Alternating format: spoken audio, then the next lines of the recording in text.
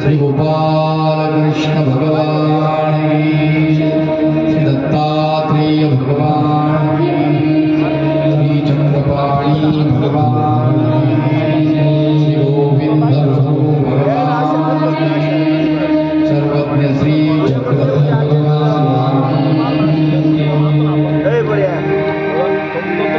जयतु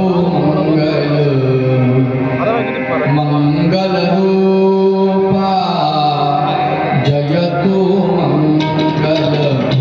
मंगल रूपा नटनागर श्री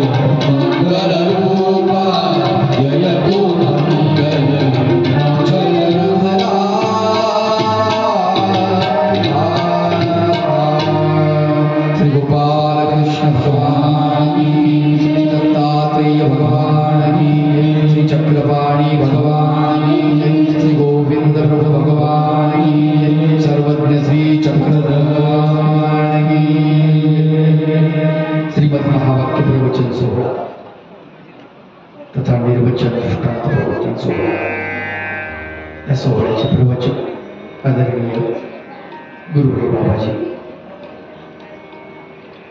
त्याचप्रमाणे या सोहळ्याचे आयोजन नियोजन समिती,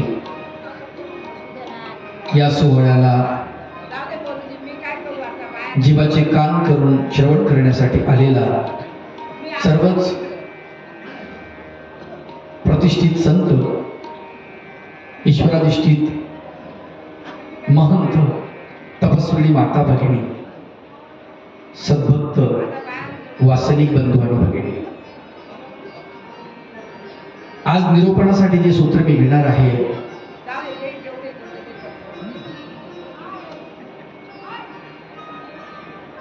एक सूत्र, एक प्रवचन. सर्वज्ञांचं सूत्र आपल्याला कळलं पाहिजे. परवाच्या दिवशी मी एक सूत्र घेतलं होतं आणि त्या सूत्राच्या अनुषंगाने निरूपण करण्याचा प्रयत्न केला. आज एक सर्वज्ञांचं एक सूत्र घेऊया. आता सूत्र म्हणजे काय हे तुम्हाला सांगण्याची गरज नाही, कारण पहिल्या दिवशी ती प्रस्तावना झालेली आहे. आज डायरेक्ट सूत्राला सुरुवात करतो. श्री चक्रधर भगवंताच्या श्रीमुखातून एक सुंदर असं सूत्र बाहेर पडलं, जे आचार सूत्रामधलं आहे. मनुष्य मात्र होणे असावे. सर्वज्ञ श्री चक्रधर प्रभू नागदेव आचार्याला निरूपण करत असताना माहीम भट्टादी संत बसलेले आहेत आणि भगवंत निरूपण करत आहेत. आणि भगवंत म्हणतात की तुम्हाला असंख्य ध्यानामध्ये कसं जगायचं आहे, माझ्यानंतर तुम्हाला कसं जगायचं आहे, तो जगण्याचा परिपाठ भगवंत शिकवतात. त्याच्यामध्ये अस्थिपरी आली, त्याच्यामध्ये अनेक सूत्र आले, आचार सूत्र खूप आले. त्याच्यामध्ये हे एक सूत्र आलेलं आहे, मनुष्य मात्र होणे असावे. गोड सूत्र आहे, सुंदर सूत्र आहे.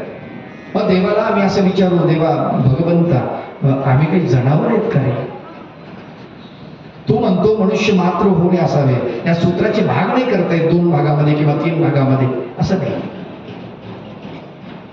एकाच भागात त्याचं निरूपण आहे. या सूत्राची फोड नाही करता येत, 2 टप्पे नाही करता येत. एका टप्प्यामध्ये हे सांगितलं, दुसऱ्या टप्प्यात ते सांगितलं, असं नाही करता येत.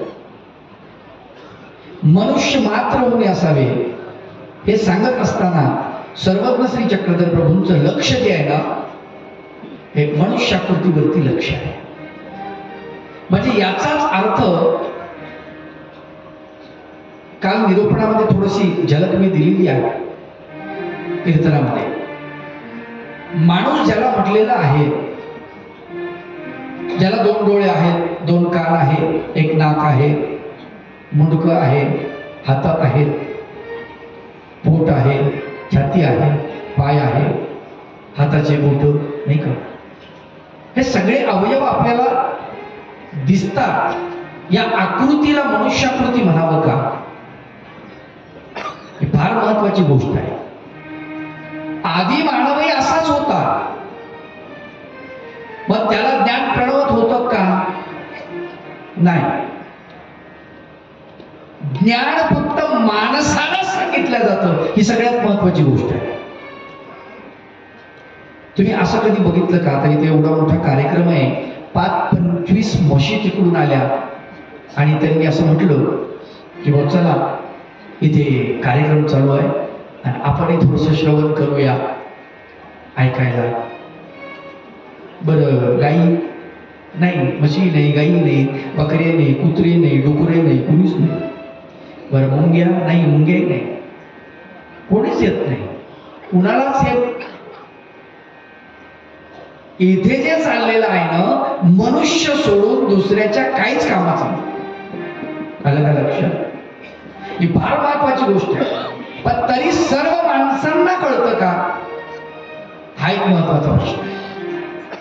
सर्वज्ञ श्री चक्रधर प्रभू या महत्वाच्या निरूपण प्रसंगी मनुष्य मात्र होणे असावे, तर माणूस म्हणजे काय हेच आम्हाला पहिले समजून घ्यावे.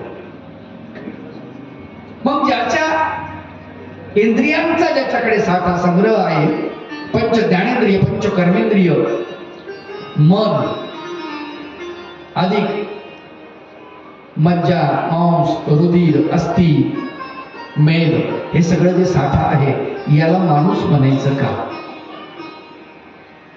भाष्यकारांनी सुंदर व्याख्या केली, याचं विवेचन केलं. आमच्या स्थळ ग्रंथामध्ये याचा एक पक्ष आलेला आहे, अत्यंत गोड पक्ष आहे. आणि तो पक्ष घेऊन मी अनेक ठिकाणी गेलो. पुणे विद्यापीठात माझं व्याख्यान ठेवलं होतं युवराज शास्त्रींनी, त्या ठिकाणी सुद्धा मी या पक्षावरती बोललो होतो. फार सुंदर काल उजरता तो पक्ष उच्चारला मी.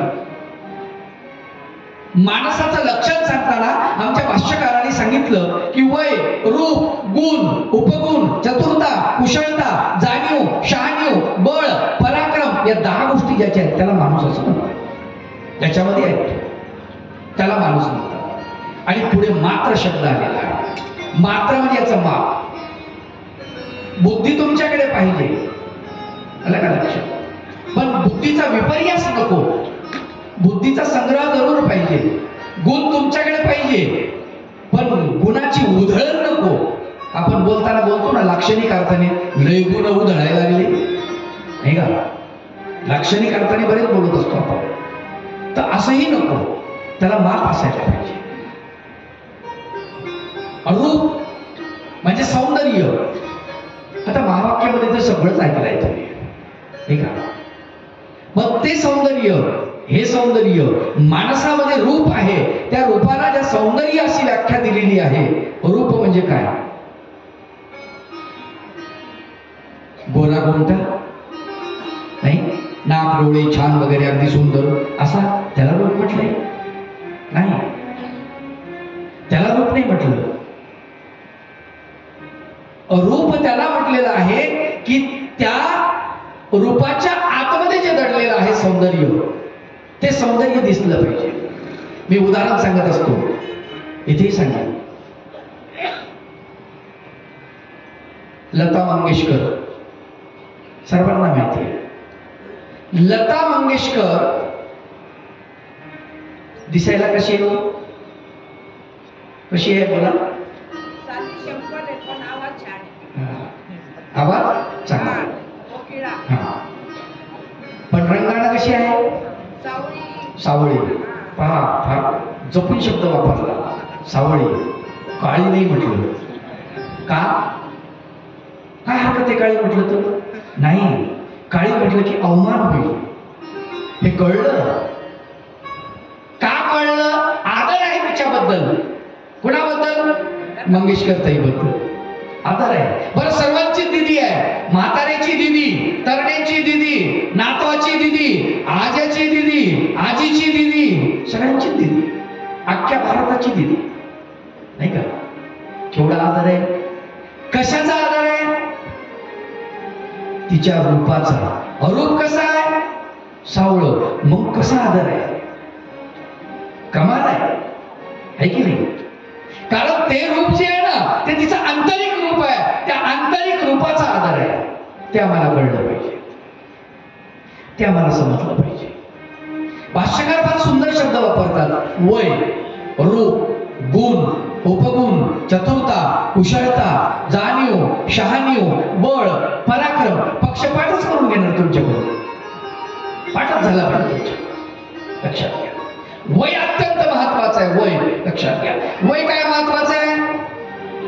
माणूस कशाला म्हणतात तर वयाची मर्यादा माणसामध्ये 25 ते 27 याच्या दरम्यान ज्याचं वय आहे त्याला माणूस म्हणतात. तो मग सांग बाबा, मग आम्ही काय? अरे या वयामध्ये तुम्ही काहीही करू शकता. काय 25 ते 27 हे वय आहे ना, जास्तीत जास्त 25, फार झालं तर पुढे 2 वर्ष 27. त्याच्या पलीकडे माणूस गेला की मग माणसाचं काही होत नाही. लक्षात घ्या, शिक्षणाची मर्यादा किती? तुम्हाला कितीही शिकू शकतो माणूस. बरं, ते जाऊ द्या. तुम्हाला शाळेत शिकत असताना पासेस मिळतात, एसटीच्या पासेस, रेल्वेच्या पासेस. कितव्या वर्षापर्यंत मिळतात? वयाच्या 25 वर्षापर्यंत. त्याच्या पलीकडं तुम्हाला पूर्ण तिकीट द्यावं लागतं, बरोबर आहे? विद्यार्थी पासेस जे आहे कुठपर्यंत आहेत? 25 पर्यंत. म्हणजे तुमची विद्यार्थी दशा कुठपर्यंत आहे? 25 पर्यंत. म्हटलं का म्हणजे तुमचं वय 25 आहे, इथंच तुम्ही माणूस आहात. आलं का लक्षात? माणसाला वयाची मर्यादा अत्यंत महत्वाची आहे. त्या वयामध्ये तो काहीही करू शकतो. संत ज्ञानेश्वरांनी ज्ञानेश्वरी सांगितली आणि सच्चिदानंद बाबांनी लिहिली, त्यावेळेस त्यांचं वय काय होतं? शके 12 तै टीका केली ज्ञानेश्वरे, सच्चिदानंद बाबा आदरे लेखकू झाला. शके 12 तै टीका केली ज्ञानेश्वरी, सच्चिदानंद बाबा आदरे लेखकू झाला. एका प्रेताला उभं केलं आणि त्याच्याकडून लिहायला लावलं. त्याच्याकडून तो ग्रंथ लिहून घेतलेला आहे. वय काय होतं संत ज्ञानेश्वर? वयाच्या 16व्या वर्षी, 25व्या वर्षी संजीवन समाधी घेतलेली आहे. संपलं म्हणले काम, आता माझं काम संपलं. आद्य शंकराचार्य विचार जर केला, वयाच्या 9व्या वर्षी संन्यासी झाले. त्यांना कळत नव्हतं. कमाल आहे. 9व्या वर्षामध्ये 33व्या का 35व्या वर्षी तुम्हाला सांगतो सगळा खेळा आठवतो. विचार करण्याजोगती गोष्ट आहे. आद्य शंकराचार्य एवढे जबरदस्त होते की हिंदू धर्मामध्ये त्यांना प्रच्छन्न बौद्ध म्हटलेलं आहे.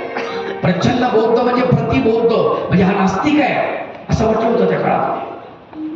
का असं म्हटलं? त्याचं कारण शंकराचार्यांची जी आई होती, एकटी आई वडील सरलेले, आणि शंकराचार्य म्हणे मला संन्यास घ्यायचा. आई म्हणे नको रे बाळा, मला कोणीच नाहीये, माझा सांभाळ कोण करेल? आणि एक दिवशी आई धुणं धुवायला नदीमध्ये गेली आणि नदीमध्ये मगर होती, हा पाण्यामध्ये होता शंकराचार्य. ज्या वेळेला मगरीनं पाय पकडला, अशा वेळेस तुम्हाला काय वाटेल? विचार करा. मगरीनं पाय पकडला, शंकराचार्य यांना घेऊन जाते मगर पाण्यामध्ये, आणि आई धुणं धुत असताना रडते माझं बाळ चाललं म्हणून. त्यावेळेला शंकराचार्य म्हणतात, आई त्या मगरीला प्रार्थना कर, तिला म्हणावं माझं बाळ संन्यासी होणार आहे, तिला जर दया आली तर सोडून देईल कदाचित. कमाला यावेळेस हे सुचतं माणसाला. का? ते वय, त्या वयात ते सुचलं तर उत्तम संन्यासी. लक्षात ठेवा. अरे आमच्या 25व्या वर्षामध्ये आम्हाला वेगळंच सुचतं नाही. बैकी बैकी आखेन मैकी मैकी जुल्फे, वेगळंच सुचतं, आमचं वेगळंच चालतं नाही का? विचार करा. 25व्या वर्षामध्ये संत केशवराज व्यास सूत्रपाठ ग्रंथाची निर्मिती करतात. एवढ्या मोठ्या लीळा चरित्रातून पहिल्यांदा वेचक वाक्य निवडतात, त्याची बांधणी करतात. काय कमाल आहे. त्या वयात लय होतं नाही बाबा, ते वयच तसं आहे. म्हणून वयाला फार किंमत आहे. आलं का लक्षात? वयाला फार किंमत आहे. छत्रपती शिवाजी महाराजांचं वय वयाच्या 53व्या वर्षी का 54व्या वर्षी छत्रपती शिवाजी महाराज कार्यात उठले. विचार करा. 53 वर्षामध्ये छत्रपती शिवाजी महाराजांनी महाराष्ट्रामध्ये जो दबदबा केला, स्वराज्यासाठी जे काम केलं, ते कार्य बघताना आजही छत्रपती शिवाजी महाराज की असं म्हणता क्षणी लोकांच्या मुखातून, तोंडामधून जय बाहेर पडतो.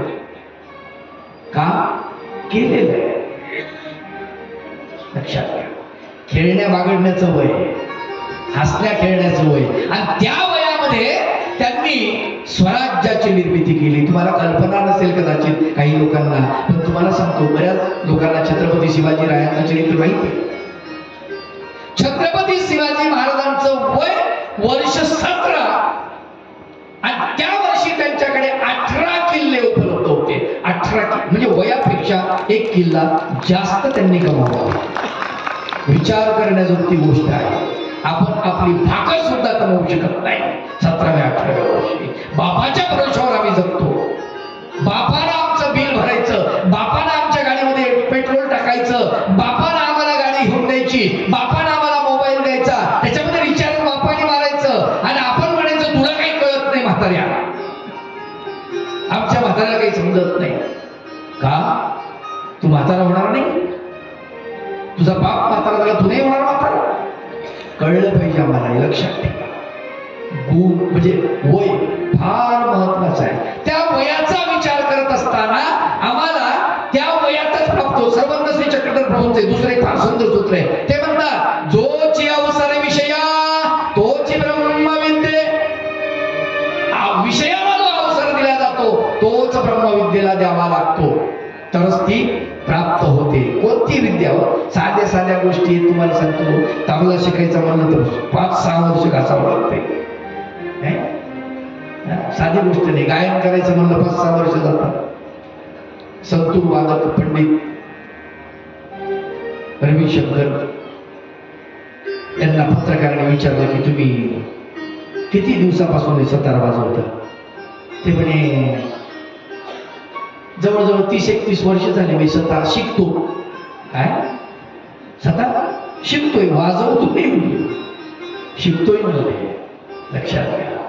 अरे 30 वर्ष गेले नुसते तंतू वाद्य शिकण्यासाठी. विचार करा, फार महत्वाची गोष्ट आहे, साधी गोष्ट नाही. मग ब्रह्मविद्या, ब्रह्माला जाणणारी विद्या, ब्रह्म समजून घेणारी विद्या, ब्रह्म म्हणजे काय हे कळणारी विद्या, ब्रह्माला प्राप्त करून देणारी विद्या, ब्रह्म म्हणजे परमेश्वर, त्याला तिथपर्यंत तुम्हाला नेणारी विद्या, तुमचं आत्यंतिक कल्याण करणारी विद्या. आणि ती विद्या तुम्हाला प्राप्त करायची तर तुम्हाला म्हातारपणामध्ये, काही लोक म्हणतात म्हातारपणात करू, म्हातारपणात होत असते. तुम्हाला सांगतो, पायात दम नाही, पाय गेले, डोळे गेले, कान गेले, सगळं शरीर गळीत गात्र झालं. आणि त्यावेळेला तुम्ही जर म्हणले की मी आता पदयात्रेत जाईल, जमन का? कुठं चालले पदयात्रेत? जमन का? नाही जमता. पाय चालणार नाही, पाय साथ देणार नाही, शरीर साथ देणार नाही, डोळे साथ देणार नाही, मुखात दात नाहीत. आणि अशा वेळेला जर तुम्ही म्हटले की मी आता भगवद्गीतेचं पारायण करणार आहोत, जमन का? ऊर्ध्वं मूलमदशाखो मश्वत्थं प्राहुरव्ययं छन्दांसि यस्य पर्णानि यस्तं वेद सवेदविद अधश्चोर्ध्वं प्रसृतास्तस्य शाखा गुणप्रवृद्धा विषयप्रवाला. असं म्हणलं जमन? म्हणता येईल असं? मुखात दात नसल्यावर. संत रामदास स्वामींनी फार सुंदर वर्णन केलेलं आहे. वळे जिव्हाची बोबडी कपे कंठ धडधडी बैसवेना मुरकुंडी घाली दंतपाठी उखळली तेने बोरखंडी पडली मुखी लाल गळू लागली दुर्गंधीची डोळा पाहता दिसेना कानी शब्द ऐकेना दीर्घ स्वरे बोलवेना दमादाटे. आणि त्यावेळेस पारायण, वैक पारायण, भगवद्गीतेचं पारायण करताना तुम्हाला सांगतो 1.5 तासामध्ये चांगलं पारायण होतंय भगवद्गीतेचं, श्रीमद भगवद्गीतेचं. चुकीचं म्हणू नका, जसं आहे तसंच नका. ज्ञान ज्याला म्हणतात, जे जैसे असे ते तैसेच, आणि जे भगवान चक्रधर प्रभूंनी सांगितलं त्याचं कारणच ते आहे. ते तसंच म्हणलं पाहिजे. अधश्चोर्ध्वं अधश्चोर्ध्वं प्रसृता प्रसृता असंच म्हणलं पाहिजे. कोणी प्रसूता म्हणतं, कोणी काही म्हणतं. अहो किती चुकीचं बोलतो आपण. प्रसूता म्हणजे बाळांतीन स्त्री, आणि प्रसृता म्हणजे पसरलेल्या. केवढा फरक आहे. बरं, मुखात दात नसल्यावर बोबडी वळती जिभेची, आणि त्यावेळेस आपण म्हणणार आहोत का दातावर आदळून ज्या अक्षरांचा उच्चार होणार आहे, नाही च छ ज झ न, हे जे म्हणजे आहेत ते बोलता येईल व्यवस्थित? नाही बोलता येणार. मुखातून उच्चारच नाही निघणार.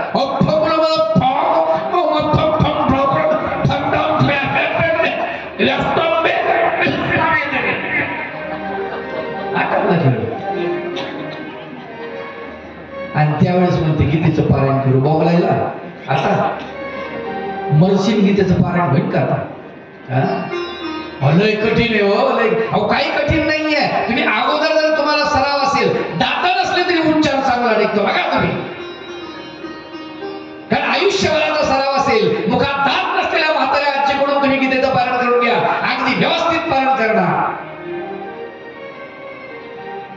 दाताचे काम त्याच्या आतमधले जे हिरडे आहेत ना ते काढतात तिथं त्यावेळेस.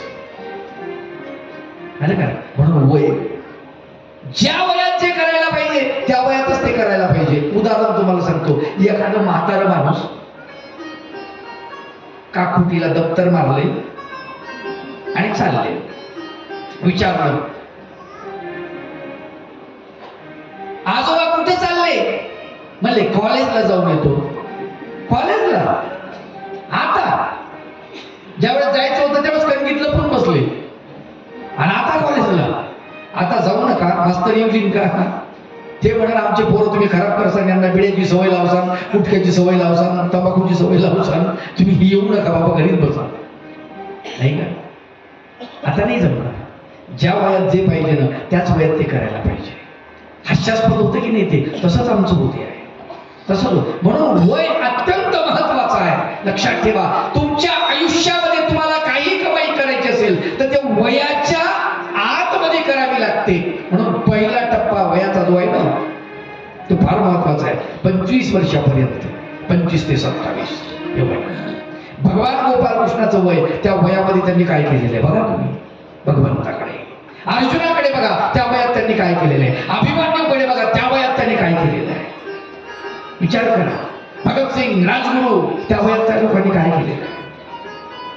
सावरकर, कुठल्याही माणसाकडे बघा, कुठलाही माणूस पहा, त्या वयामध्ये त्याने, आणि जो सावरला ना त्या वयामध्ये, तारुण्यामध्ये. एक सुंदर गोष्ट आहे, आमचे राजू दादा रागावतात माझ्यावर, गाण्याकडे जाऊ नका बाबा, पण कधी कधी मोह आवरत नाही.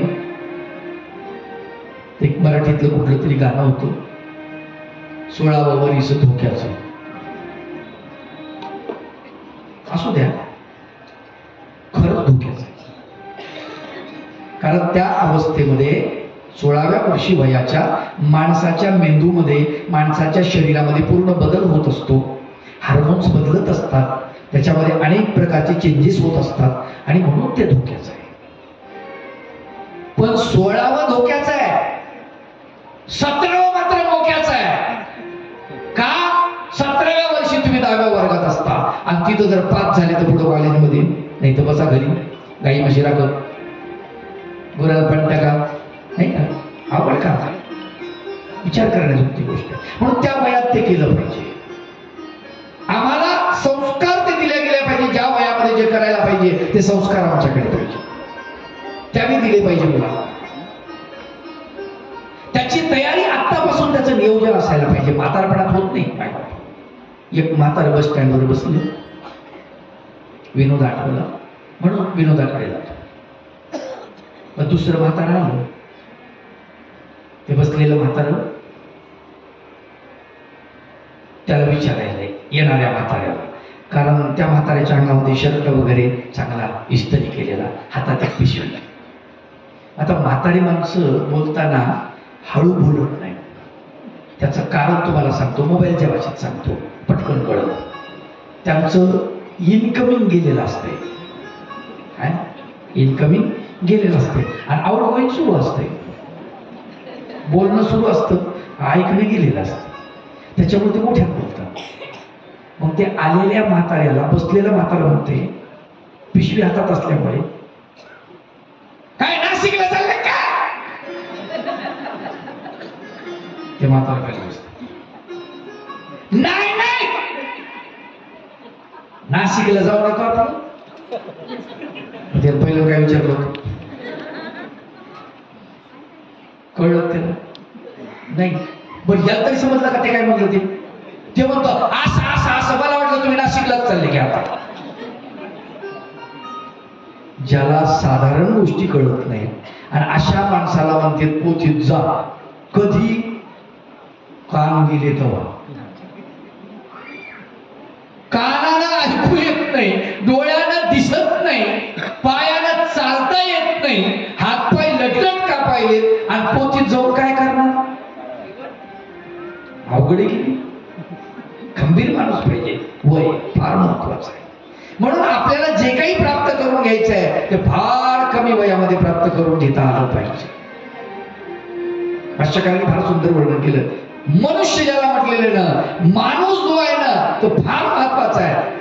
आणि काल कीर्तनामध्ये उदाहरण दिलं होतं संत तुकडोजी बाबांनी, फार सुंदर वर्णन केले त्याचं. माणूस द्या मज माणूस द्या ही भीक मागता प्रभू दिसला, प्रभू दिसला. माणूस द्या मज माणूस द्या ही, माणूस द्या मज माणूस द्या ही, भीक मागता प्रभू दिसला, प्रभू दिसला.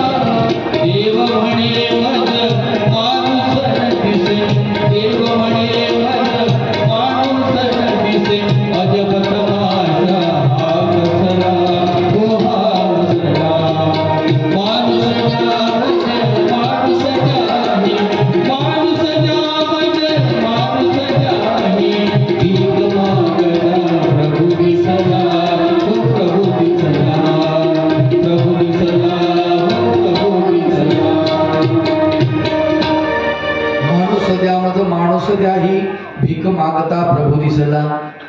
माणसाची भीक भगवंत मागतोय, असा माणूस असायला पाहिजे आम्हाला. माणूस घडव सर्वात श्री चक्रधर प्रभूंनी 2 माणसं घडवली, लक्षात ठेवा. आणि असे घडवले, अशी शाळा आहे चक्रधर भगवंताची की त्या शाळेमध्ये मी तर म्हणतो कारखाना आहे, असा कारखाना आहे. इकून डाकू टाकायचा तिकून संत बाहेर, इकून अहंकारी टाकायचा तिकून संत बाहेर. काही टाका संतच, काही टाका इकून संतच. विकारी माणूस टाका संत. कसली मशीन असेल काय चक्रधर भगवंताची कमाल आहे. नागदेव आचार्यासारखा माणूस ज्यांना अनेका दांडाळाचा म्हटलेला आहे आचार्यांना, काय त्यांचं ते मोकळा कासोटा, ते लांब चढक वेणी, ते काय हातात नंगी तलवार, थरथर थरथर थरथर कापायची माठ, हा आला म्हणायची. नंगी तलवार बघून नागदेव आचार्यांकडे, ते नागदेव आचार्य कुठे, तो नागदेव कुठे, हे नागदेव आचार्य कुठे. किती बदल झालेला आहे. रसात तळाला गेलेल्या नागदेवाला इतकं आणलं, वरी आणलं भगवंताने, त्याचा हात पकडला. अरे नाही, तू माणूस आहे, तू माणूस, तुला कळत नाही. असा खाली जाऊ नको, खोल गर्दीत जाऊ नको, दरीत जाऊ नको, नाश करू नको तुझा स्वतः. वर ये, पकडलं भगवंताने हाताला, वर आणलं, इतकं वर आणलं, माणसाच्या लेवलवरती आणलं. माणसाच्या मनुष्य बनवलेले तर लक्षात, माणूस बनवण्याची शाळा इथे भगवंताने महाराष्ट्रामध्ये काढली. आणि त्याचा पहिला विद्यार्थी नागदेव, दुसरा विद्यार्थी माहिंदट. हा अहंकार एवढा वर गेलता, एवढा वर गेलता, इतका वर गेलता की त्याला आकाश ठेवणं होतं. आकाश ठेवणं झालं. त्याला तिथून खाली आणलं. किती खाली आणलं? जमिनीवर आणलं. त्यालाही माणसामध्ये आणलं. आणि देवत्वाला प्राप्त होऊ नकोस, देवलोकांना तिथे त्यांच्या ठिकाणी दारू आहे, त्यांच्या ठिकाणी सुखसुविधा आहेत, पण त्यांच्या ठिकाणी समाधान मात्र नाही. देवलोकांमध्ये समाधान आहे का सांगा तुम्ही? नाही आहे. अमर आहेत देव लोक, पण ते इच्छा करतात की मृत्यू लोकात आमचा जन्म व्हावा. संतांनी, वारकरी संतांनी फार सुंदर वर्णन केलं. स्वर्गीचे अमर इच्छिताती देव, स्वर्गीचे अमर इच्छिताती देव, मृत्यू लोकी भावा जन्म हा, मृत्यू लोकी भावा जन्म हा, स्वर्गीचे अमर इच्छिताती देव, स्वर्गीचे अमर इच्छिताती देव.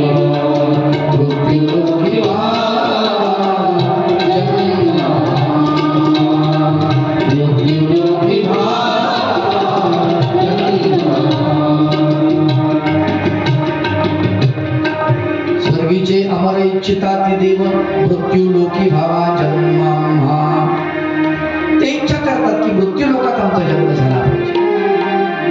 का माणसामध्ये आम्ही आलो पाहिजे. माणसाची ही महती आहे.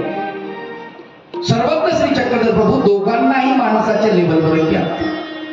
बघा तुम्ही नागदेव आचार्यांना सर्व बाजूनी तयार केलेले भगवंतांनी, सर्व बाजूनी सर्वांगाने तयार केले. नागदेव आचार्यांचं पाहणं, नागदेव आचार्यांचं उठणं, नागदेव आचार्यांचं बसणं, त्यांचं बोलणं, त्यांचं ऐकणं, त्यांचं चालणं, सगळं सगळं सगळं केले, सगळं तयार केलेलं भगवंतांनी.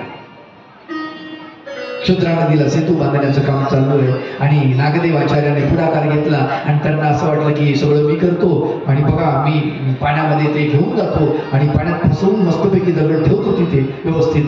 अंतरात गर्व निर्माण झाला. जसा दगड झेलल्या भगवंत म्हणतात हा भेंड विकारे झेली लागा. हा विकार म्हणजे अहंकार आहे. तुझ्यातल्या अहंकारानं झेलला. ही सेवा नाही होत. आम्ही जर सेवा करत असू तर सेवेत जर अहंकार असेल तर ती सेवा राहत नाही. लक्षात ठेवा, ती सेवा राहत नाही. संपलं ते. प्रत्येक गोष्ट त्या ठिकाणी भगवंत त्याला असं तयार करतो. वाणी तयार केली चक्रधर भगवंत. माणूस म्हणून अरे माणसानं कसं बोललं पाहिजे. जवळच इथे नगर जिल्ह्यामध्ये जे स्थान आहे लोणी, इथे भगवंत आलेले. संध्याकाळची वेळ, दिवस मावळायची, मुक्कामाची वेळ. आता इथे थांबायचं, कुणाकडे थांबायचं म्हणून भगवंत म्हणतात नागदेवाचार्याला तू गुरव चाललाय दिवाबात करू मंदिराची, तू पुजारी, त्याला विचारा, आवाज द्या त्याला की इथे आम्हाला भिक्षा वगैरे मिळेल का. गाव लहान आहे. मग नागदेवाचार्याने आवाज दिला, ए गुरुवा. असं म्हणता क्षणी भगवंताने पाठीमाग हा काही महात्मा नवसी, तू काही महात्मा नाही. अरे महात्मिनी प्रिय वक्त्या व्हावे वाणी तुझी प्रिय असायला. काय चाललंय. भगवंत अगदी त्याचं वाणी तयार करून घेतात, त्याचं चालणं तयार करतात, बोलणं तयार करतात. असं नाही जमत म्हटलं. हे असंच चाललं पाहिजे, असंच बोललं पाहिजे. माणूस म्हणून जेव्हा घडवायचं आहे तेव्हा माणसातला माणूस पण माणसाला जागं करावं लागतं. लक्षात घ्या. आपल्यामध्ये अनेक भरलेली आहेत नाही का. कालच सांगितलं जंबू, डुकरे, कुत्रे, मेंढ्या, अनेक आपल्यामध्ये रेडा भरलेला आहे, आपल्यामध्ये गाढव भरलेला आहे. आपण लोळतो का नाही, कुठेही लोळतो. मद्यप्राशन करून लोळणारा माणूस असेल त्याच्यामध्ये गाढव निर्माण झालेला आहे. सगळं आपल्यामध्येच असतो. फार गंमत आहे. तुम्हाला सांगतो, इथं या माणसाच्या शरीरामध्ये सगळंच आहे. याच्यामध्ये दुर्योधन आहे, दुशासन आहे, धर्मराज आहे, याच्यामध्ये द्रौपदी आहे, कुंती आहे, सगळेच पात्र आहे त्याच्यामध्ये. सगळेच पात्र आहे माणसामध्ये. जेव्हा आपल्याला चांगलं करावं वाटतं ना, कोणाला फसू वाटत नाही, चांगलं करावं वाटतं, सत्य बोलावं वाटतं, असं समजावं की युधिष्ठिर महाराज इथे येऊन बसलेले दिसायले. आपण समजून घ्यायचं की आता युधिष्ठिर महाराज आले आणि त्याच्यामुळं आपल्याला असं वाटायला लागलेलं आहे. आपल्याला असं वाटलं की आपला हिस्सा आपल्याला मिळाला पाहिजे आणि आपल्या भावाचाही आपल्याला मिळाला पाहिजे. असं वाटलं समजा, निश्चित समजायचं दुर्योधन महाराज आले, बसले येऊन इथं, नक्की समजायचं गडबड झाली काहीतरी. लक्षात घ्या. आपणच दुर्योधन आहोत, आपणच दुशासन आहोत, आपणच शकुनी आहोत. सगळे दुष्पात्र आपल्यामध्ये आहेत. आपल्यामध्ये कोणता डेव्हलप करायचा, स्टेजवर कोणता आणायचा, इथं हृदयात कोणाला जागा द्यायची हे आपल्याला ठरवावं लागतं. म्हणून माणूस म्हणून आम्हाला घडवण्यासाठी प्रचंड तयारी करावी लागते. माय बापा हो, लक्षात घ्या. तुम्हाला सांगतो, आम्हाला डॉक्टर होतो, आम्ही इंजिनियर होतो, वकील होतो, आम्ही कलेक्टर होतो, आम्ही आमदार होतो, खासदार होतो, फक्त होत नाही माणूसच. सगळ्यात मोठी शुकात होत नाही माणूसच. म्हणून आपण बघतो ना, डॉक्टर झालेला माणूस पेशंटला लुबाडतो. काय कारण आहे? तो डॉक्टर तर आहे पण माणूस नाही. त्याच्यातलं माणूस पण हरवलेला आहे. एखादा वकील फीस घेतो, प्रचंड फीस घेतो, केस हारतो तरी फीस घेतो आपल्या शिलाकडून. याचा अर्थ असा की तो वकील तर आहे, सुंदर वकील आहे, पण तो माणूस मात्र नाही. तो माणूस नाही. मग माणूस अत्यंत महत्वाचा आहे आणि माणूस घडवावा लागतो. त्याच्यामध्ये हे गुण सांगितले. वय प्रथम गुण, ते कमी वयातच घडवता येतं, पुढं नाही हो, नंतर नाही जमत, म्हातारपणात नाही जमत. वय. दुसरं रूप, रूपही सांगितलं. तुम्हाला उदाहरण दिलं लता मंगेशकरचं. ते रूप आमचं असलं पाहिजे. नुसतं तुम्हाला सांगतो तोंडाला काही लावून नाही होतो. किती जरी समजा आपण तोंडाला लावलं, मी कोटरमारी फॅरन लावली, बोरोलिन बोरो प्लस, थोड्या वेळाला काय होईल ते? हा नाही. किती जरी सजावट केली या चेहऱ्याची, ते चांगलं राहणार आहे का? नाही. नंतर काही दिवसांना ते काळवडणार आहे, थोड्या वेळाला ते लगेच हे होणार आहे. थोडा वेळ सुगंध, थोड्या वेळाने कुजड दुर्गंध. आलं का लक्षात? जे आतलं आहे ना ते बाहेर पडतच. हा, आतलं आहे ते बाहेर पडतं. म्हणून रूप जे आहे ना, तुमच्या आतल्या सद्गुणाचं जे वर्तन आहे त्याच्यानं ते दिसलं पाहिजे.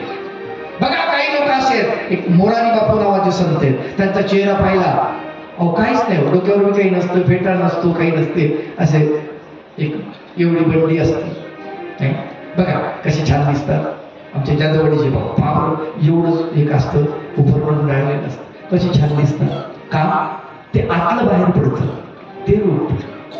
आलं का लक्षात? रूप आपल्या कलेतून बाहेर पडतं, रूप आपल्या वर्तनातून बाहेर पडतं, रूप आपल्या आचरणातून बाहेर पडतं. ते रूप, त्या रूपाला लोक भाळतात. लक्षात ठेवा, कशाला लोक भाळत नाहीत. म्हणून त्या रूपाची आम्हाला गरज आहे. वय, रूप, गुण. गुण आमच्यामध्ये असले पाहिजे. सद्गुण, सद्गुणांचा साठा. मनुष्य म्हणजे काय? सद्गुणात दुर्गुणाचा साठा. दुर्गुण काढायचे, सद्गुण घ्यायचे. पुढच्या माणसाकडून सद्गुण घ्यायचे, आपल्यातले दुर्गुण काढायचे. त्याचे आपण काय करतो? त्याच्यातले दुर्गुण घेतो. बघा तुम्ही काय करतो आपण?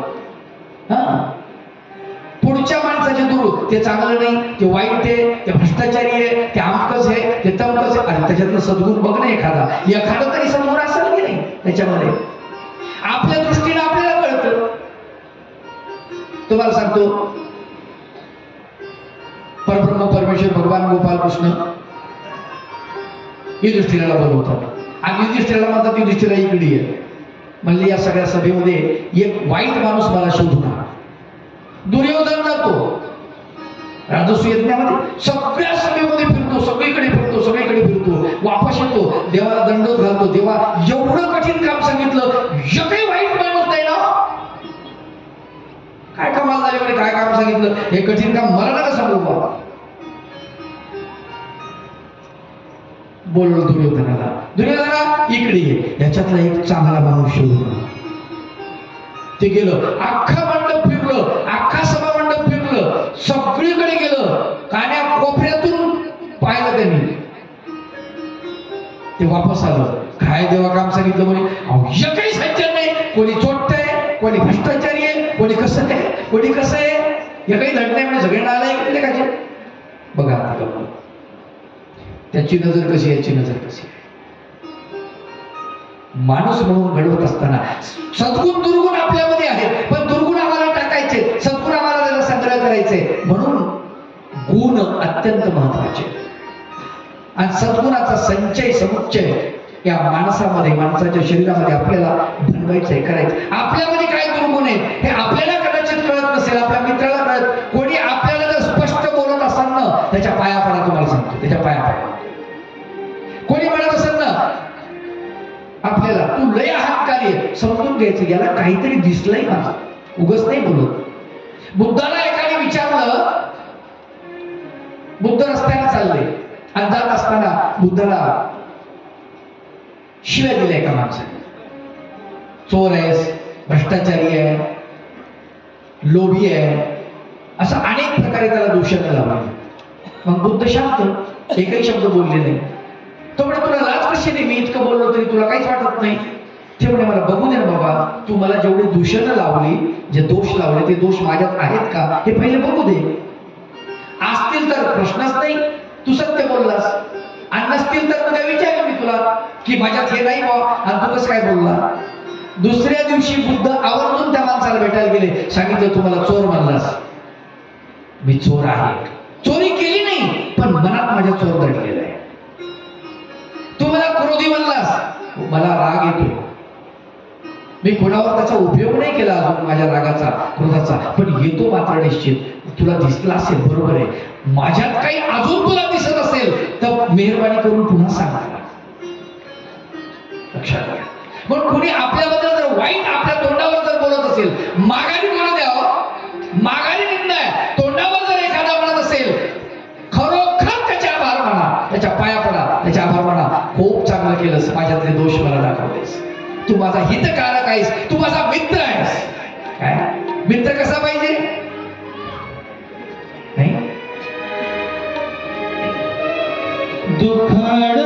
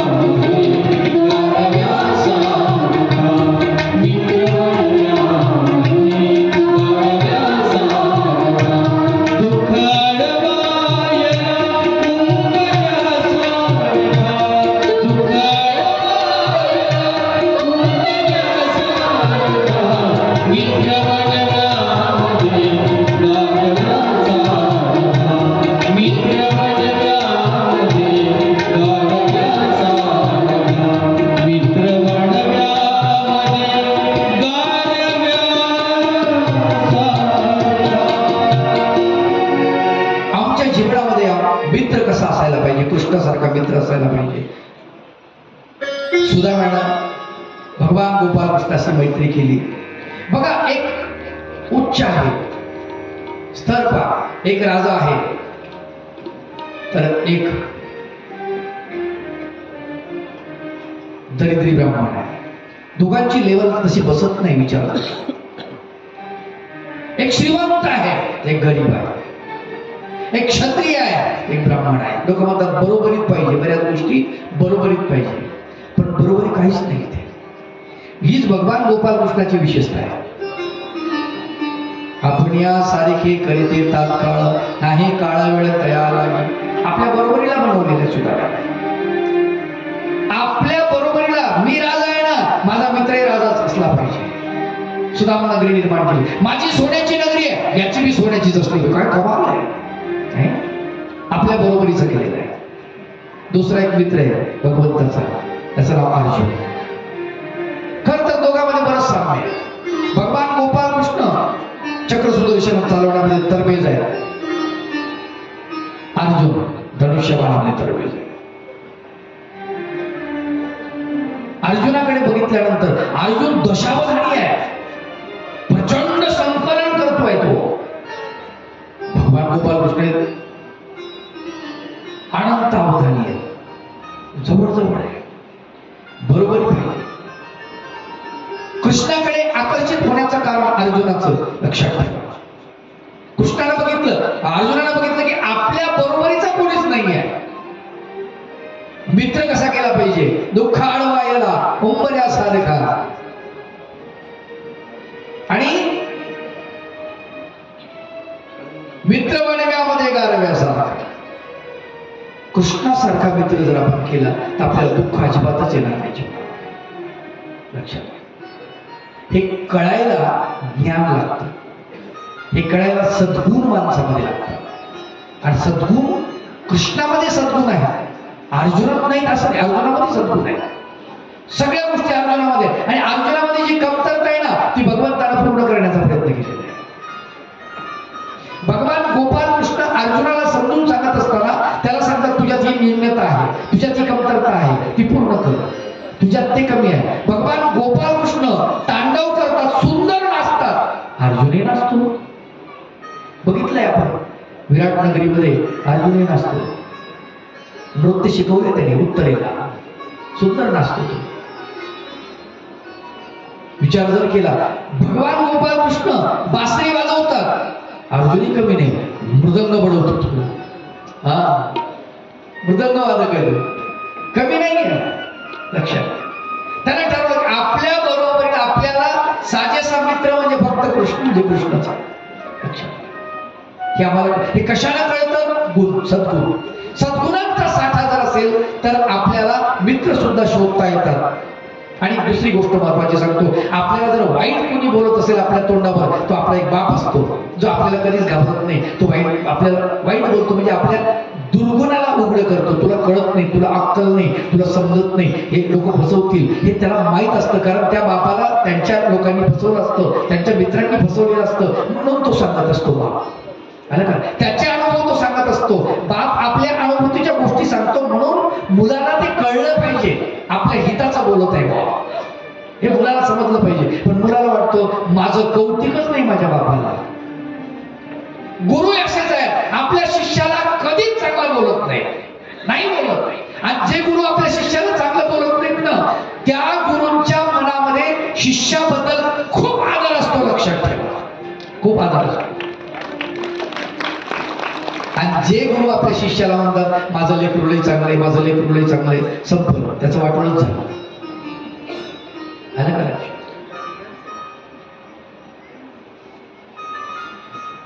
प्राचीन ग्रंथामध्ये एक सुंदर कथा आलेली आहे.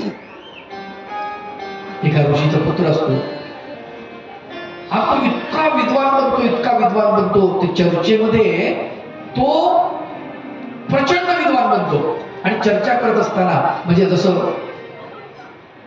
आसपासच्या विद्वानांना हरवतो, मग बापाला सांगतो.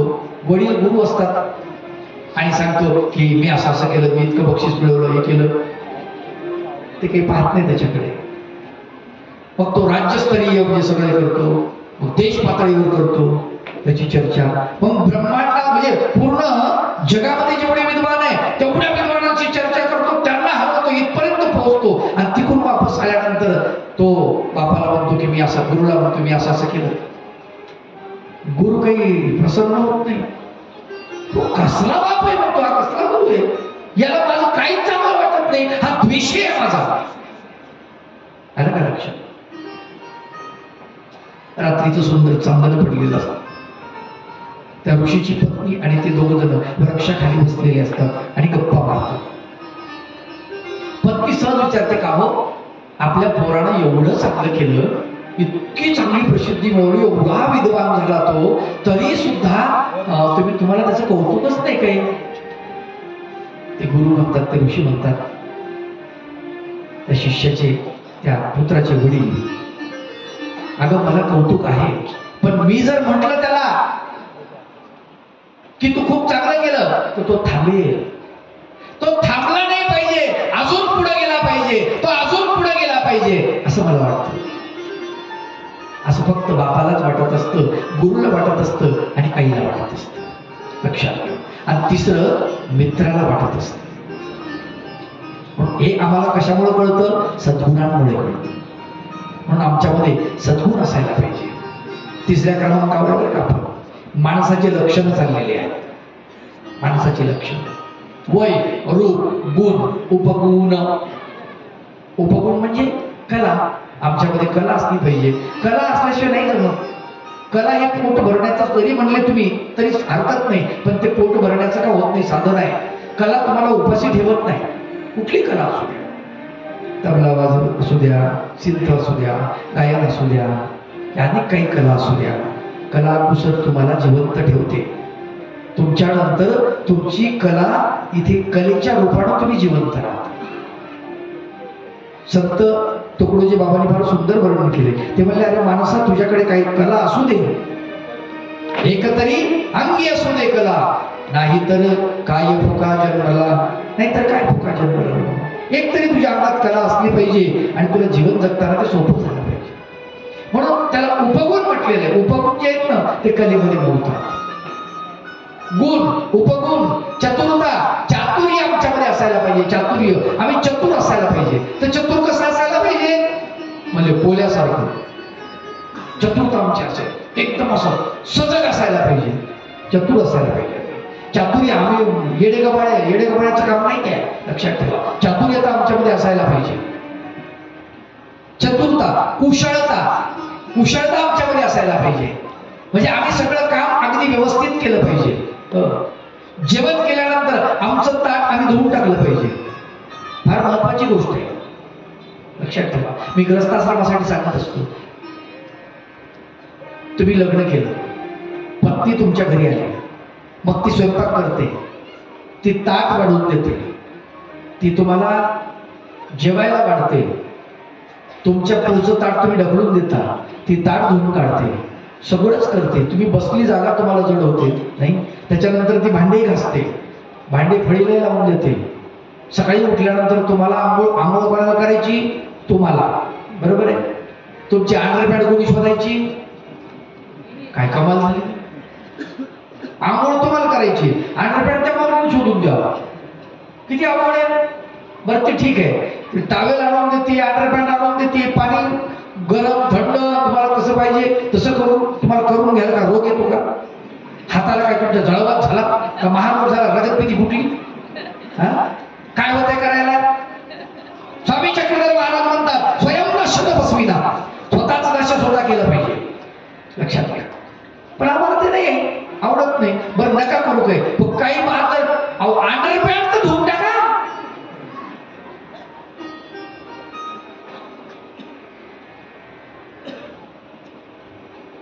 हाताला बळ नाही का आपल्या, मोडले आपण हात पॅरलेच झाला.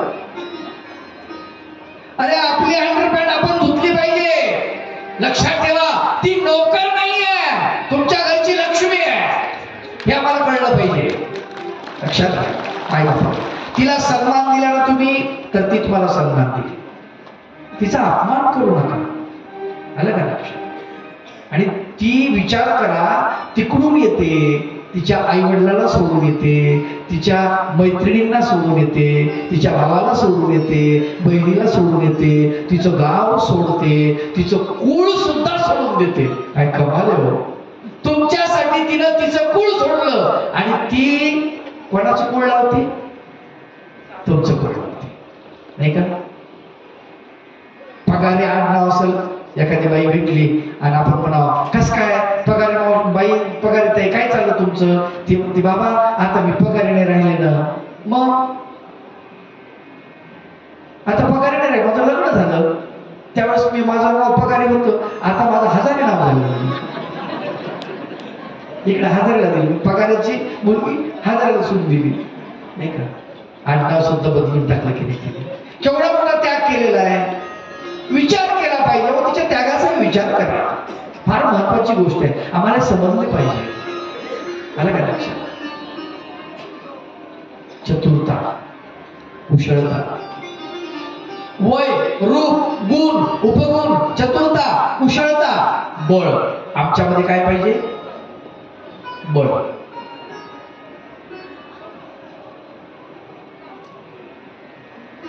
बळ कशासाठी पाहिजे, ताकद कमवायची. तुम्हाला सांगतो, या महाराष्ट्रामध्ये संत रामदास स्वामींनी बलाची उपासना सुरू केली. कशासाठी सुरू केली, शक्ती आमच्यामध्ये आली पाहिजे म्हणून बलाची उपासना सुरू केली. हे एवढ्या गोळ्या तुमच्या गावात आहेत का? अशा पहिले गावात आहेत, कुटुंब गावामध्ये लोखंडाच्या किंवा आपल्या याच्या दगडाच्या गोळ्या अशा अशा अशा दंडावर घ्यायची माणसं पाहिजे. अशा गोळ्या त्या 75 किलो 90 किलो 110 किलो अशी दंडावर घ्यायची, इकडं फेकायची, इकडून इकडं चालला गडी असा त्या मैदानात फिरत. काय कमाल आहे. खाली जर पडली जागेवरच हालत नव्हती, एवढं जड नव्हतं. आता जर म्हणलं पोराला आताच्या त्याला नुसतं ढकल, ते ढकलता ढकलता संडास होऊन जाईल त्याची, ढकलता सुद्धा येणार नाही. उचलायचं तर सोडूनच द्या. केवढी ताकद आहे. भगवान गोपाल कृष्णाने गोकुळामधल्या सगळ्या सवंगड्यांना दुग्धप्राशन करायला सांगितलं, दही खायला सांगितलं, तूप खायला सांगितलं, लोणी खायला सांगितलं, तब्येत बनवायला सांगितली, दंड बैठका काढायला सांगितल्या, जोर काढायला सांगितल्या, पिळदार शरीर बनवायला सांगितलं भगवंतानं. आणि सगळ्या सवंगड्यांचं शरीर पिळदार आहे, लक्षात ठेवा. लेच पेच नाही. भगवंताचं शरीर कसं आहे. आम्हाला एक कविता होती 4थ्या वर्गाला, त्यावेळेस मी 4थ्या वर्गाला होतो, त्यावेळेस ती कविता होती. वनी खेळती बाळते बल्लवाचे, तुरे गोविती मस्तकी पल्लवाचे, फुलांचे गळा घालिती दिव्यहार, स्वनाथा सवेते करीती विहार, स्वकौशल्य ज्या गुंजमाळात नाना, गळा घालिती ते करीती तनाना, श्री बांधिती मोरपत्रे विचित्रे, शरीरावरी रेखिती दिव्य चित्रे. सुंदर वर्णन केलं बाबा पंडितांनी, त्याचं वर्णन केलं.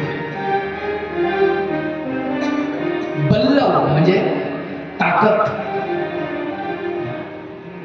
कसं शरीर आहे भगवंताचं, पिळदार अगदी बलदंड बाहू आहेत. भगवान गोपाल कृष्णाचं शरीर, काय मांड्या पोटऱ्या, काय जबरदस्त आहे, काय दंड. आपल्या मांड्या आणि सिगरेटच्या कांड्या फरकच नाही, लक्षात ठेवा. आहे का काही छातीमध्ये ताकद आहे. जुन्या काळामध्ये पोते होते, जुन्या लोकांना माहिती आहे पहा, पोत्याचं त्या साखरेचे जे पोते असायचे ना, त्याच्यामध्ये कमीत कमी 110 किलो वजन असायचं त्याचं. किती? 110. मग आता लोकांच्या लक्षात आलं 110 किलो उचलणारे माणसंच राहिले नाही. मग पोत झालं कमी, 60 किलो. बरोबर आहे. गोणी 60 किलोची गोणी. मग आता 60 किलो उचलायला काटते का नाही लागली, जमत नाही. मग आता 25 किलो 30 किलो 25 किलो नाही का. डाळीची गोणी किंवा तांदळाची गोणी 25 किलो 30 किलो. त्याच्याही पेक्षा आता गव्हाचं जे कॅप्टन आटा 5 किलो गोणीच आहे 5 किलोची. कारण का ती एक दिवस असा येणार आहे 1 किलोची गोणी असं न्यायला माणूस 4 ठिकाणी टेकल, कोणाला पुथत नाही. 1 किलोची गोणी उचल. बळच नाही ना आमच्यामध्ये. हे आम्हाला बळ बलवान बनायचं आहे, शक्ती आम्हाला तयार करायची आहे. एकवट व्हायची. कशासाठी बळ पाहिजे आम्हाला, लक्षात ठेवा. आमच्या धर्मग्रंथाचं पान जर कोणी फाडलं तर त्याचं मनगट हातात पकडून ते पिरगळून टाकण्याची शक्ती आमच्यामध्ये असायला. आमच्या माता भगिनीकडे कोणा वाकड्या नजरेनं जर पाहिलं तर त्याचा टांगडा तोडून फेकण्याची ताकद आमच्या हातामध्ये असते. यासाठी आम्हाला बळ पाहिजे, लक्षात घ्या. अरे या भारतामध्ये संन्याशांनी युद्ध लढवून दिलेलं आहे. मथुरेवरती स्वारी झाली आणि त्यावेळेला संन्याशांनी युद्ध लढलं. संन्याशांनी, लक्षात ठेवा. किती होते संन्यासी? जास्तीत जास्त 500 संन्यासी असतील. आणि असं सांगतात त्या 500 संन्याशांनी त्या यवनांचं जे आक्रमण झालं त्या कमीत कमी 11,000 फौजेमधले 8 ते 9,000 लोक नुसते त्यांच्या हातात असलेल्या ते त्रिशूळाने मारून टाकले. कसे पेटले असतील संन्याशी, विचार करा. बळ यासाठी पाहिजे आम्हाला, आमच्या धर्माचं रक्षण करण्यासाठी आम्हाला आमचा प्राण देता आला पाहिजे, नाही तर दुसऱ्याचा घेता आला पाहिजे. पण आमच्या धर्माचं रक्षण झालं पाहिजे, लक्षात ठेवा. नाही दुसऱ्याचा घ्यायचा, आपला द्या. त्यासाठी बळ लागतं, सोपं काम नाहीये. आलं का लक्षात? त्यालाही बळ लागतं. वय, रूप, गुण, उपगुण, चतुरता, कुशलता, बळ, पराक्रम.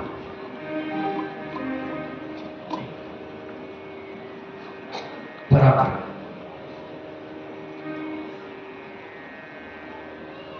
पराक्रम हा अत्यंत महत्वाचा आहे. आमच्याकडे काय पराक्रम सांगत होतो नाही. काय दिवे लावले आम्ही, जन्माला आलो काय केलंय, जन्माला आलो लहानच मोठं झालो, 18-19 वर्षात झालो, बापाला लग्न लावून दिलं, संसार सुरू झाला, लेकरं बाळ झाली. पराक्रम काय, काय केलं व आपण, काय दिवे लावले लक्षात ठेवा. आणि कोण आपल्याला लक्षात ठेवणार आहे आपण मेल्यानंतर नाही.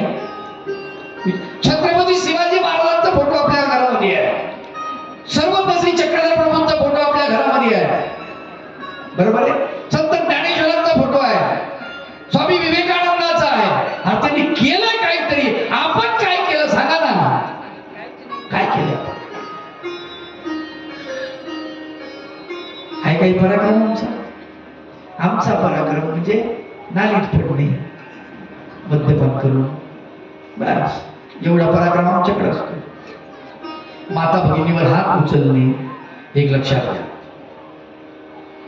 जो माणूस माता भगिनीला मारतो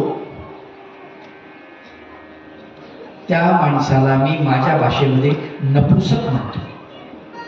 अरे तुझ्यात एवढी ताकद असेल ना, तुझे हात नाही वळवळ करतायत ना, जाय तिकडे बॉर्डरवर, हातात मशीन गन घे, शत्रूला मार तिकडे. ऑर्डर जरी नाही मिळाली, घुस त्यांच्यामध्ये, तू मर, त्यांना मारून टाक. दाखवा ना पराक्रम तिथे. तिथे तिकडे नको, तिकडे लई होतं, थंडी वाजती, तिकडं पत्नीला मारतो, हा तुझा पराक्रम. भयावर हात उचलले, हा पराक्रम आमचा. लक्षात ठेवा. परब्रह्म परमेश्वर भगवान गोपाल कृष्ण जेव्हा भगवंत एका द्रौपदीची इज्जत पणाला लागली, लक्षात ठेवा, एका द्रौपदीची इज्जत पणाला लागली. 40 लाख लोकांची कत्तल महाभारताच्या युद्धामध्ये झाली. 40 लाख लोक मरण पावलेले, एक नाही दोन नाही, 40 लाख लोक मरण पावले. हे आम्हाला कळलं पाहिजे. पराक्रम, आमचा पराक्रम काय, सहनशीलता आमच्यामध्ये असायला पाहिजे. सहनशीलता कशी असायला पाहिजे. एक बरेच दिवस झाले मी चित्रपट बघितला होता, त्याच्यामध्ये एक प्रसंग फार सुंदर होता. विनोद म्हणून सांगतो तुम्हाला. आणि त्यांनी काय केलं, तो त्यातला नट असतो हिरो,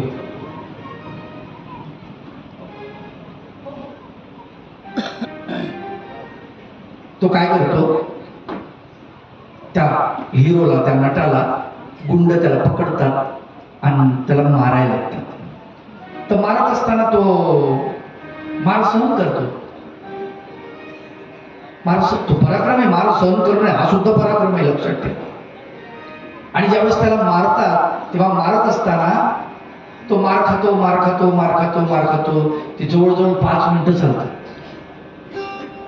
आणि मग ते मारणारे थकतात, घाम होतात, ते खाली बसतात, घोटा लिटर पाणी पितात. आणि हे म्हणतात और मारो. कोण, ते मार खाणार, और मारो, और मारो. मला एक कमालच वाटली, हे काय भांगड आहे, और मारो. आणि मग नंतर ते म्हणतं, इतनी मालिश तो मुझे गरम करने के लिए लगती है बॉम्बला. आता काय पुढचं थकलंय, पाणी प्यायला लागलं ढसाढसा, आता त्याच्यात ताकद आहे की मार खायची.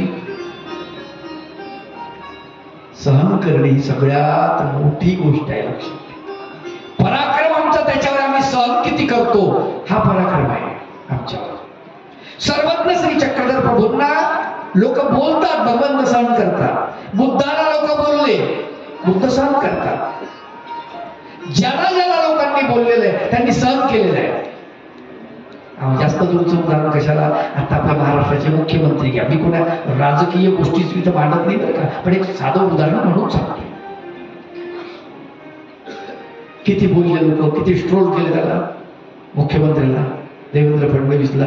गप्प विचार, एक शब्दही नाही. किती बोला किती बोला, त्यांनी आपलं काम दाखवलं.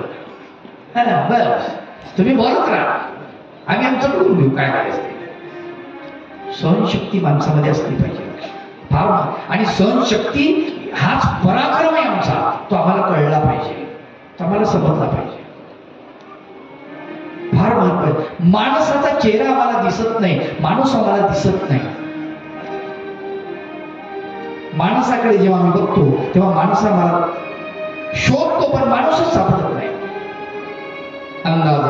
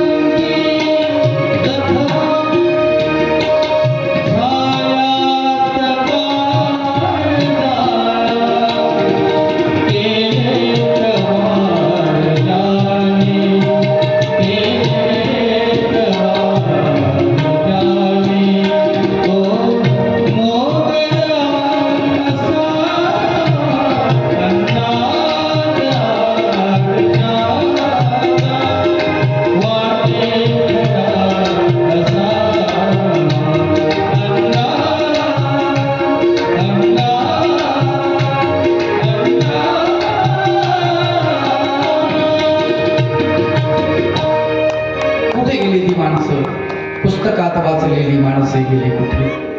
छत्रपती शिवाजी महाराज, महाराणा प्रताप, भगतसिंग, राजगुरू, कुठे गेली माणसं?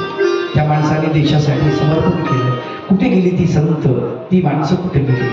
त्यांनी समाजासाठी झटले, स्वतः अंगावर फाटकी कपडे घातली. कुठे गेली ती माणसं? दिसत नाही. माणसाचा तो तवडा झालेला आहे. माणूस कर्दित माणसाच्या, माणूस शोधितो मी, असं भटांची फार सुंदर गझल आहे. ते मला माणसं दिसतच नाही, मला माणसं पाहतो पण माणसं शोधून शोधून सापडत नाही. कारण माणसामध्ये माणसाचे गुण आम्हाला दिसत नाहीत. लक्षात घ्या, ही फार महत्वाची गोष्ट आहे. आणि म्हणून सर्वत्र श्री चक्रधर प्रभू म्हणतात की मनुष्य मात्र गुण असावे, माणसातले गुण माणसामध्ये असले पाहिजे. सगळे जे सांगितले ते सर्व गुण त्याच्यामध्ये, सर्व गुण संपन्न तो असला पाहिजे तो माणूस, तरच तो खरा माणूस त्याला म्हणता येईल, अन्यथा त्याला माणूस म्हणता येईल नाही.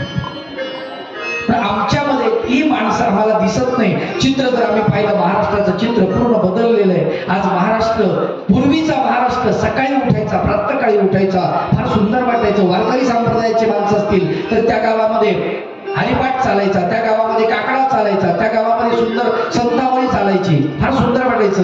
देवाची द्वारी विभाक्षण भरी तिने मुक्तिचारी साधी येल्या हरिमुखे म्हणा, हरिमुखे म्हणा, पुण्याची गणना, कानावरती सुंदर पडायचं. छान वाटायचं, सगळं खूप मस्त वाटायचं. मानव संप्रदायाची जर मंडळी असेल, ते गाव असेल तर सुंदर वाटायचं. आरती, भजन, प्रातःकाळच्या फार मजा वाटायची, फार जबरदस्त वाटायची. उठा उठा चक्रपाणी, उठा वनमाळी, तुम्ही उठा वनमाळी. अरुण उदय झाला, प्रकाश पडला भूतळी. अरुण उदय झाला, प्रकाश पडला भूतळी. पक्षी किलबिल करती, झेप घेती आकाशी, झेप घेती आकाशी. अंबरती ती गाई वासरे गोपदासी. सोडा गाई चला उडाली, देती आरोळी, उडाली देती आरोळी. अरुण उदय झाला, प्रकाश पडला भूतळी. अरुण उदय झाला, प्रकाश पडला भूतळी. क्रांत गोपवा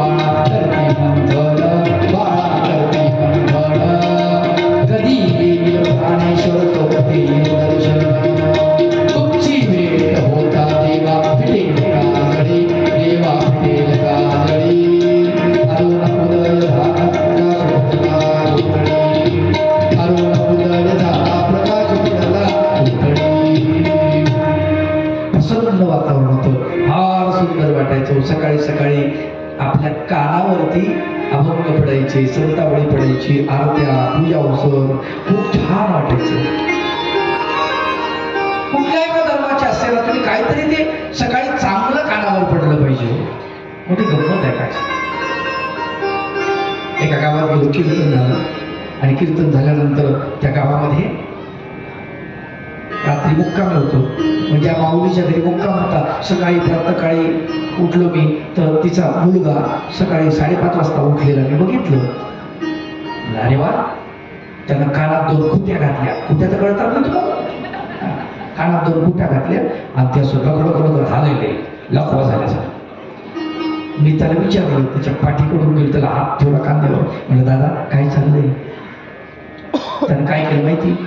त्याच्या कानातली खुटी काढली, माझ्या कानात. काय असेल, काय असायला पाहिजे तुम्ही कल्पना करा. काय असं होतं का? प्रातःकाळी आठवा श्री चक्रपाणी येईल प्रेम तिन्ही दोष ना सोनी. प्रातःकाळी असं काही वारकरी संप्रदायाचं असेल तर त्यांचं काही असं काहीच नव्हतं. सकाळी सकाळी बाबूराव बोलतो, एवढ्या सकाळी अवघड आहे की भैयाना आमचे कान तृप्त होणार आहेत का? लक्षात ठेवा. याने काय होणार, आमच्यात काय कुठे होणार आहे? यासाठी भगवंताला मला काम दिलेत का? विचार करण्याजोगती गोष्ट आहे मॅडम. एवढं सुंदर वातावरण होतं. खेड्यापाड्यामध्ये जर आपण गेलो ना तर खेड्यापाड्यामध्ये शेतकरी दादा मोत धरायचा, माणसाशी प्रेमानं बोलायचा. दुर्डीमध्ये 2 भाकरी जास्त असायच्या, त्याच्या 2 भाकरी जास्त. भाकरी पाहुणा जर कोणी आला, अभ्यागत कोणी आला, त्याला खाऊ घालण्यासाठी 2 भाकरी शिल्लक टाकायच्या. आता मात्र असं झालंय, खेड्यामध्ये चांगलं नाही पण शहरात जर गेलो असं झालंय, तुम्ही जेवण करून आले असाल, पुढच्या म्हणावं लागतं हो आलो जेवण करून. अवघड काम नाही का? आणि म्हणून ह्या गोष्टी लक्षात घ्या. बदल झाला, प्रचंड बदल झाला आहे आणि तो पूर्वीचा महाराष्ट्र राहिलेला नाही. आमच्यातली माणुसकी संपली, ही जागृत करण्याचीच जागा.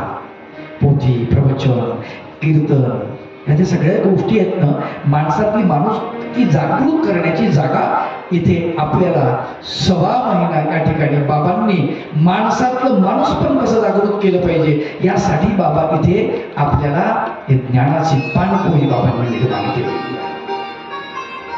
आजचं जे सूत्र आहे, मनुष्य मात्र होणे असावा, या सूत्राला दंडवत करतो आणि आजचं सत्र या ठिकाणी थांबवतो. आमचे साथीदार योगी दादा, तबलावादक आमच्या ताई यांचे आजच्या सत्रापुढे धारणांचं आपण सर्व मातृतुल्य पितृतुल्य आपले मनपूर्वक आभार मानतो. माझी पुस्तक